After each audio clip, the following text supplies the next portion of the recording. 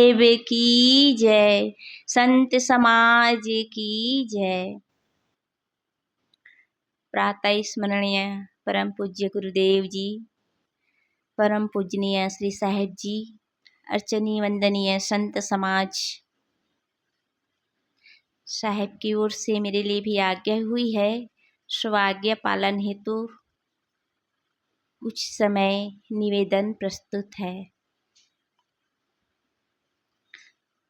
अभी हम सब साहेब से सुन रहे थे कि गुरु पूर्णिमा का पर्व क्यों मनाया जाता है।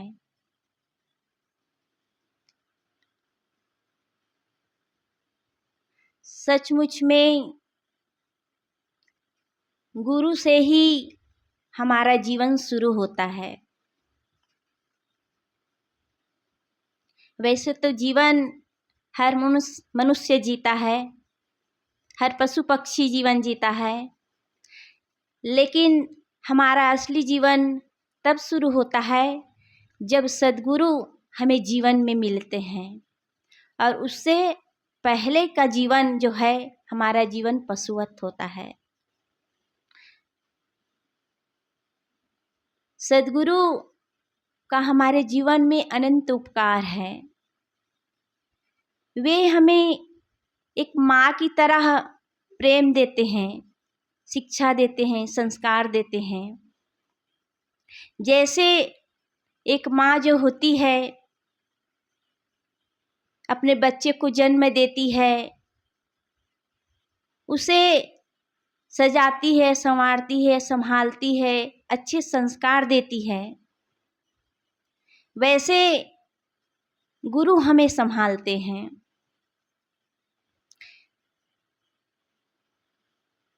एक बार एक माँ अपने बच्चे को लेकर के, एक छोटा सा बच्चा को लेकर के, वो 5-7 साल का रहा होगा, उस बच्चा को लेकर के मेला में गई थी। तो मेला में जो बच्चा था, खिलौने देखा, गुब्बारा देखा, तो माँ से कहने लगा कि माँ मुझे एक गुब्बारा चाहिए। फिर माँ जो थी कहती है कि बेटा आगे चलो, बाद में खरीदेंगे। फिर बच्चा जो था दूसरे खिलौना देखा, तो बच्चे के मन में हुआ कि खिलौना खरीदूं। फिर वो अपने माँ से कहता है कि माँ ये खिलौना मेरे लिए खरीद दो। माँ जो थी वो कहती है कि नहीं बेटा, बाद में खरीदेंगे, क्योंकि उनके पास उतने रुपए नहीं था जो वो खिलौना खरीद पाती, क्योंकि उस बच्चा का जो था पापा नहीं था, उसकी माँ जो थी विधवा थी। तो उनकी आर्थिक स्थिति इतनी ठीक नहीं थी कि बच्चे के लिए सारे खिलौने खरीद सके। उन माँ बच्चे के पीछे पीछे, एक सज्जन व्यक्ति था, उनके मन में हुआ कि मैं इसके लिए, इस बच्चे के लिए खिलौना खरीद दूं। लेकिन उसे संकोच लगा, कहीं मैं खिलौना खरीद दूं तो इनकी माँ को बुरा ना लगे, वो मुझे गलत ना समझे। तो बच्चा जो था मेला में घूम रहा था माँ के साथ। फिर अचानक आंधी तूफान आ गया और मेला में भगदड़ मच गई। बच्चा जो था माँ से बिछड़ जाता है। फिर इत्तेफाक से वह बच्चा उस सज्जन के पास पहुंच जाता है। सज्जन जो था, वह जो व्यक्ति था, वो उस बच्चे को कई प्रकार के खिलौना दिलाता है और उसे शांत करने का प्रयास करता है, क्योंकि बच्चा रो रहा था कि मुझे माँ चाहिए, मुझे माँ चाहिए। तो जो सज्जन व्यक्ति थे उस बच्चे को संभालने का प्रयास करते हैं, उन्हें शांत कराने का प्रयास करते हैं और कहते हैं कि देखो बेटा, मैं तुम्हारे लिए खूब सारा खिलौना लाया हूँ ना, एक गुब्बारे भी हैं, देखो। कई तरह के खिलौने बच्चे के सामने लाकर रख देते हैं। लेकिन बच्चा क्या कहता है कि नहीं, मुझे खिलौने नहीं, मुझे मेरी माँ चाहिए।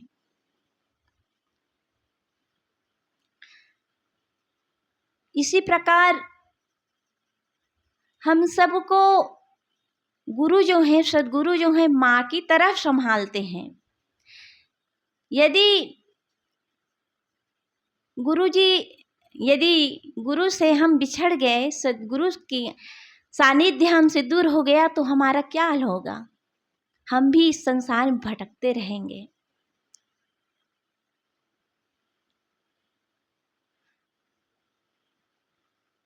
हम सोचते हैं कि गुरु ने हमें क्या दिया। गुरु ने जो हमें दिया है उस अनमोल वस्तु का किसी भी चीज से बराबरी नहीं कर सकती, उसकी कीमत आके ही नहीं जा सकती। आज हम सब जो कुछ हैं गुरु का ही देन है। यदि आज हमें गुरु का सानिध्य नहीं मिलता तो संसार में भटकते रहते, कहीं जाते मंदिरों में जड़ पत्थरों को पूजते, कहीं तिलक लगाते रहते।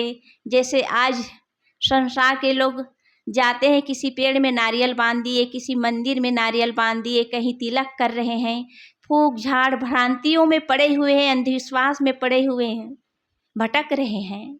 ऐसे हम सब भी भटकते रहते यदि हमें सद्गुरु ना मिलते तो।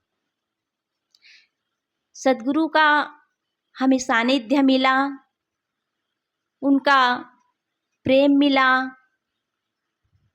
उन्होंने हमें अपने शरण में रखा, गुरु से हमें ज्ञान मिला, विचार मिला और गुरु ने हमें खरीद लिया और हमें अनमोल बना दिया। और इस ऋण से हम लोग कभी ऋण नहीं हो सकते।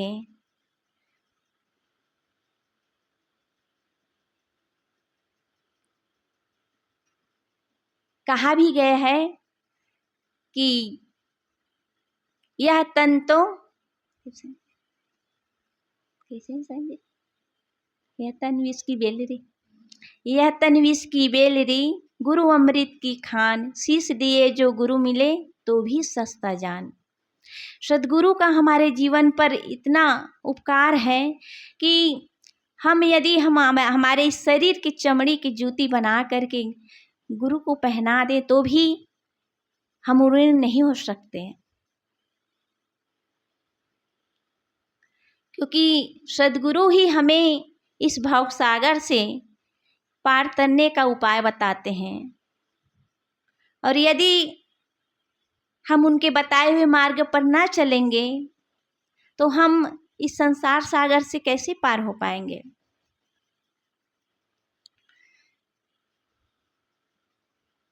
कहा भी गया है कि समुद्र में यदि मनुष्य समुद्र की गहराई में जाता है तो मनुष्य डूब जाता है, और गुरु की गहराई में मनुष्य तर जाता है, वहाँ डूबता नहीं है। तो गुरु जो बताते हैं, गुरु जैसे जीवन जीते हैं, गुरु जी जैसे साधना में रहते हैं, वैसे उस साधना में जीवन के गुरुदेव जो हैं, सद्गुरु जो हैं, अपने साधना जीवन के अनुभवों को हम सबको बताते हैं, जिन्हें हम सुन करके उनके ग्रंथों को पढ़ करके इस साधना मार्ग में आगे बढ़ सकते हैं। और यदि हम उनके बताए हुए मार्ग पर नहीं चलेंगे, उनके बताए हुए उपदेशों के अनुसार जीवन नहीं जिएंगे तो हम कैसे इस साधना मार्ग में आगे बढ़ पाएंगे। छोटी छोटी बातों में उलझ जाएंगे और छोटी छोटी बातों को लेकर आपस में उलझते रहेंगे, फिर हम साधना कहाँ कर पाएंगे। फिर तो हमारे जीवन और जिसे हम संसारी कहते हैं, संसार के लोग, गृहस्थी लोगों के जीवन में क्या अंतर रह जाएगा। वे लोग जिस परिवार में रहते हैं, घर में रहते हैं, वहाँ वे लोग भी उलझते हैं छोटी छोटी बातों को लेकर के। तो उलझते हैं तो उसका समाधान भी हो जाता है, तो हम लोग भी एक परिवार की तरह रहते हैं, समाज में रहते हैं तो एक परिवार की तरह रहते हैं। तो जब जीवन में कुछ उलझने आए तो उसका समाधान करना चाहिए, ना कि छोटी छोटी बातों को लेकर के ना बोलना, ना मुस्कुराना। ये सब यदि करेंगे हम तो हम सब कहाँ साधना कर पाएंगे। इसलिए इन बातों को अनदेखा करके आगे बढ़ते जाएं और जो भी समस्या आती है उन समस्याओं का समाधान करने के लिए हमारे बड़े हैं, उन लोग समस्या का समाधान कर ही रहे हैं, करते रहते हैं। और हमें अपने अंदर किसी भी बात का गांठ बांध कर नहीं रखना चाहिए।